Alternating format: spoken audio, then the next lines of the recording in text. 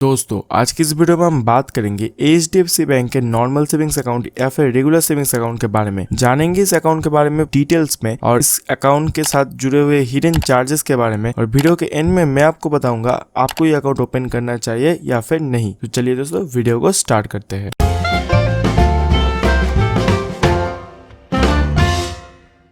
दोस्तों सबसे पहले बात करते हैं इस अकाउंट के कुछ की फीचर्स के बारे में। दोस्तों इस अकाउंट के साथ अगर आप HDFC के online shopping portal smart bye से कुछ शॉपिंग करोगे तो उसके ऊपर आपको एक्सक्लूसिव ऑफर्स और डिस्काउंट देखने को मिलेगा। दोस्तों इस अकाउंट के साथ अगर आप एक डीमैट अकाउंट ओपन करते हो तो उसके ऊपर आपको फर्स्ट ईयर का मेंटेनेंस फीस का वेवफेयर मिलेगा, यानी कि फर्स्ट ईयर के लिए आपका डीमैट अकाउंट का चार्जेस 0 हो जाएगा। दोस्तों इस अकाउंट के साथ आपको 25 पेजेस का एक चेकबुक हर साल फ्री में मिलेगा, लेकिन उसके बाद अगर आप चेकबुक लेते हो तो उसके ऊपर आपको चार्जेस लगेगा। दोस्तों अब बात करते हैं इस अकाउंट के साथ आने वाले डेबिट कार्ड के बारे में। दोस्तों इस अकाउंट के साथ आपको जनरली दो टाइप के डेबिट कार्ड मिलता है, एक है मिलेनियर डेबिट कार्ड और दूसरा है रुपे प्रीमियम डेबिट कार्ड।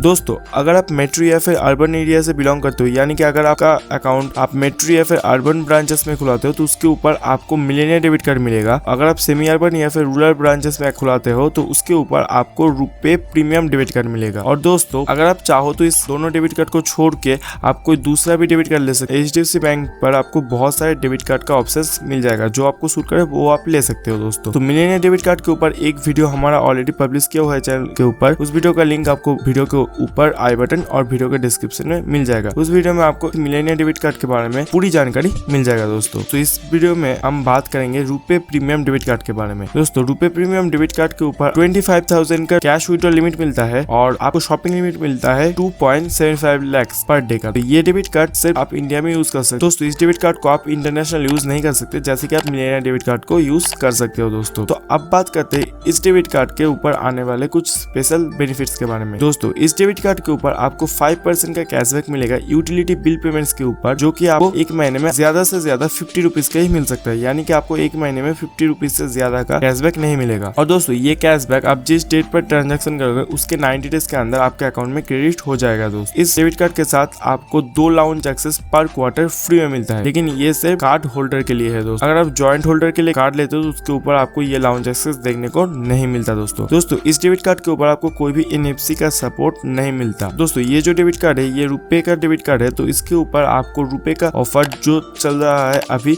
वो आपको मिलता रहेगा। ये टाइम टू टाइम चेंज होते रहता है। दोस्तों आप रुपए के वेबसाइट से इसको जाकर चेकआउट कर सकते हो। दोस्तों इस डेबिट कार्ड के ऊपर आपको फ्यूल सरचार्जेस का वेवफेयर मिलेगा, लेकिन आप जिस पेट्रोल पंप पे ट्रांजेक्शन कर रहे हो वो BPCL का पेट्रोल पंप होना चाहिए और उस पर आपको HDFC का स्वाइप मशीन होना चाहिए, तभी आपको 1% का फ्यूल सरचार्जेस वेवफेयर मिल पाएगा, अदरवाइज आपको फ्यूल सरचार्जेस वेवफेयर नहीं मिलेगा। दोस्तों अब बात करते हैं इस डेबिट कार्ड के साथ आने वाले इंश्योरेंस कवरेज के बारे में। दोस्तों इस डेबिट कार्ड के ऊपर भी आपको बहुत सारे इंश्योरेंस कवरेज मिलता है। आपको पर्सनल एक्सीडेंटल डेथ कवरेज का प्रोटेक्शन मिलता है अप टू 10 लाख का, 5 लाख का एश्योर्ड अमाउंट है और 5 लाख आपको आपके ट्रांजेक्शन के ऊपर बेस करके मिलता है। दोस्तों अगर आप पिछले साल 50,000 से 1 लाख के अंदर का कुछ खर्चा करते हो तो उसके ऊपर आपको 1 लाख का एक्स्ट्रा कवरेज देखने को मिलता है, यानी कि आपका टोटल कवरेज हो जाता है 6 लाख का। अगर आप 1 लाख से 1.5 लाख के अंदर कोई खर्चा करते हो तो उसके ऊपर आपको 2 लाख का एक्स्ट्रा सा कवरेज देखने को मिलता है, यानी कि आपका टोटल कवरेज हो जाता है 7 लाख। दोस्तों अगर आप 1.5 लाख से 2 लाख के बीच में स्पेंड करते हो तो उसके ऊपर आपको 3 लाख का एक्स्ट्रा कवरेज मिलता है, यानी कि आपका पैकेज हो जाता है 8 लाख का। और दोस्तों अगर आप 2 लाख से 2.5 लाख के अंदर कुछ खर्चा करते हो तो उसके ऊपर आपको एक्स्ट्रा 4 लाख का पैकेज देखने को मिलता है, इसका मतलब आप इंश्योरेंस कवरेज हो जाता है 9 लाख का। और दोस्तों अगर 2.5 लाख से 3 लाख के अंदर खर्चा करते हो डेबिट कार्ड को यूज करके तब आपको 5 लाख का एक्स्ट्रा का प्रोटेक्शन मिलता है, यानी कि आपका टोटल इंश्योरेंस कवरेज हो जाता है 10 लाख का। दोस्तों इस डेबिट कार्ड के ऊपर आपको परमानेंट डिसेबिलिटी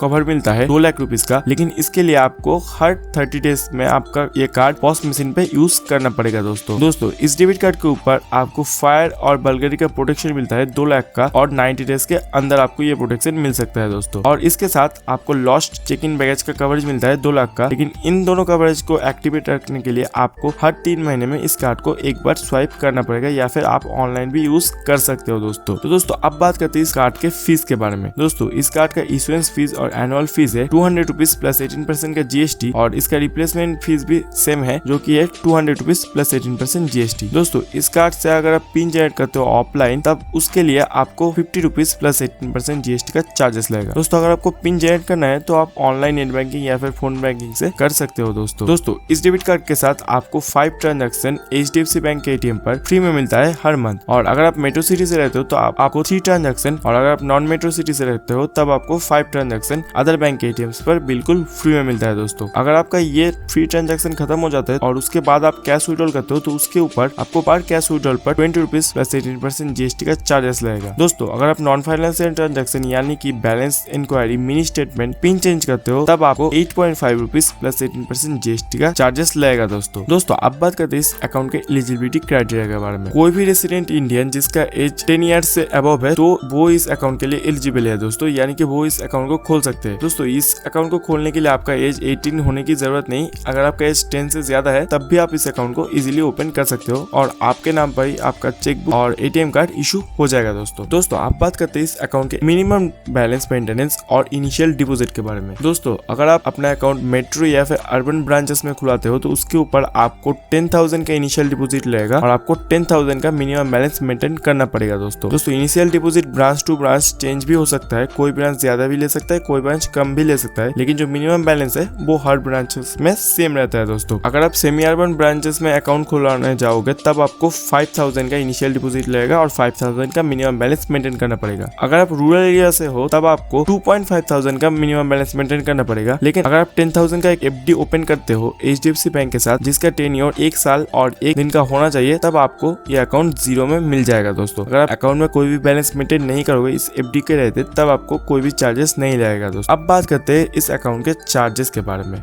अगर आप सेमी अर्बन और अर्बन एरिया से बिलोंग करते हो, अगर आप मंथली एवरेज बैलेंस मेंटेन नहीं करते तब आपको चार्जेस लगना शुरू हो जाएगा दोस्तों। अगर आपका मिनिमम बैलेंस 7,500 से ज्यादा और 10,000 से कम है तब आपको 150 रुपीज का चार्जेस लगेगा, और अगर आपका बैलेंस 5,000 से 7,500 के अंदर है तब आपको 300 रुपीज का चार्जेस लगेगा दोस्तों अगर आपका बैलेंस 2.5,000 से 5,000 के अंदर है तब आपको 450 रुपीज का चार्जेस लगेगा, और दोस्तों अगर आपका अकाउंट बैलेंस 2.5,000 से कम है तब आपको 600 रुपीज का चार्जेस लगेगा दोस्तों। अगर आप सेमी अर्बन एरिया से हो और अगर आपका बैलेंस 2.5,000 से 5,000 के अंदर है तब आपको 150 रुपीज का चार्जेस लगेगा, और अगर आपका अकाउंट बैलेंस 2.5,000 से कम है तब आपको 300 रुपीज का फ्लैट चार्जेस लगेगा और उसके ऊपर आपको 18% का GST लगेगा। दोस्तों आपको मैंने जितने भी चार्जेस बताए हैं और आगे जो चार्जेस मैं आपको बताऊंगा उसके ऊपर आपको 18% का GST अलग से देना पड़ेगा दोस्तों अगर आप रूरल ब्रांचेस से हो तब आपको क्वार्टरली एवरेज बैलेंस मेंटेन करना होगा, यानी कि आपको मंथली बैलेंस नहीं, आपको क्वार्टरली बैलेंस मेंटेन करना होगा। 3 मंथ को लेकर 1 क्वार्टर होता है दोस्तों। अगर आपका मिनिमम बैलेंस 1,000 से 2.5,000 के अंदर है तब आपको 270 रुपीज का चार्जेस लगेगा, और अगर आपका अकाउंट बैलेंस 1,000 से कम है तब आपको 450 रुपीज का चार्जेस लगेगा दोस्तों। ये चार्जेस सिर्फ और सिर्फ रूरल ब्रांचेस के लिए है दोस्तों अगर आप इस अकाउंट के साथ एडिशनल चेकबुक लेते हो, यानी कि आपका जो 25 पेजेस का चेकबुक मिला है वो खत्म हो जाने के बाद आप फिर से चेकबुक लेते हो तब आपको 25 पेजेस का एक और चेकबुक के लिए 75 रुपीज का चार्जेस लगेगा दोस्तों अगर आप इस अकाउंट के साथ डुप्लीकेट पासबुक लेते हो तब आपको 100 रुपीज का फ्लैट चार्जेस लगेगा। अगर आप बैलेंस सर्टिफिकेट लेते हो तो करंट ईयर के लिए वो फ्री रहेगा, और अगर आप पिछले साल के लेते हो तब आपको 50 रुपीज का चार्जेस लगेगा। अगर आप इंटरेस्ट सर्टिफिकेट लेते हो तो उसके ऊपर भी आपको 50 रुपीज का चार्जेस लगेगा। और दोस्तों अगर आप इस अकाउंट को क्लोज करना चाहते हो तब आपको फर्स्ट 14 डेज में कोई चार्जेस नहीं लगेगा, लेकिन 15 डेज 1 ईयर के अंदर अगर आप इस अकाउंट को क्लोज करने जाओगे तब आपको 500 रुपीज का फ्लैट चार्जेस लगेगा और उसके ऊपर आपको GST लगेगा, और अगर आप सीनियर सिटीजन हो तब आपको 300 रुपीज का चार्जेस लगेगा दोस्तों। अगर आप 1 साल के बाद इस अकाउंट को क्लोज करोगे तब आपको कोई भी चार्जेस नहीं लगेगा दोस्तों इस अकाउंट में फोटो अटेस्टेड करने के लिए आपको हर टाइम 100 रुपीज का चार्जेस लगेगा, और अगर आप एड्रेस कन्फर्म करते हो तब आपको हर कंफर्मेशन पर 50 रुपीज का चार्जेस लगेगा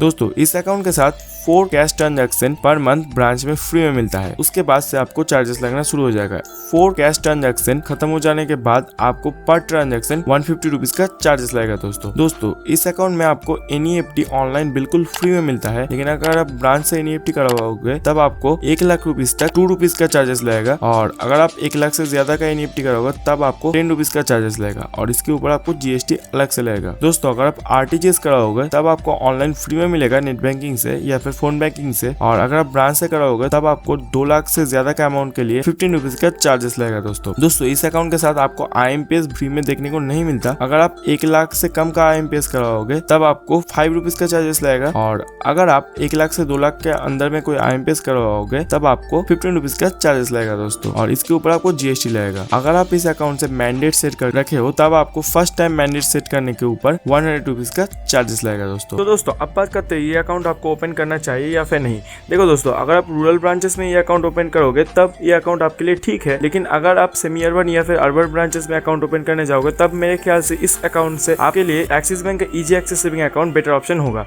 दोस्तों एक्सिस बैंक के इजी एक्सेस सेविंग अकाउंट के ऊपर हमारा एक वीडियो ऑलरेडी पब्लिश किया हुआ है चैनल के ऊपर। उस वीडियो का लिंक आपको वीडियो के ऊपर आई बटन और वीडियो के डिस्क्रिप्शन में मिल जाएगा। आप उस वीडियो को देख लो, तब आपको उस अकाउंट के बारे में पूरी जानकारी मिल जाएगा।